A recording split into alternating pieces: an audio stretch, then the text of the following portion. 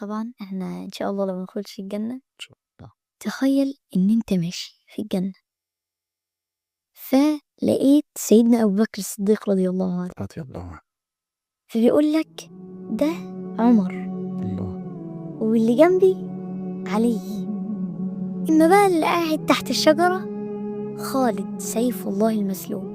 أنت تسأله وتقول برقة فين رسول الله صلى الله عليه وسلم؟ فيقول لك هو عند نهر الكوثر، اذهب إليه فإنه ينتظرك. فأنت تروح لسيدنا النبي عليه الصلاة والسلام، فتقبل يديه الشريفتين، هيسألك أنت فلان ابن فلان؟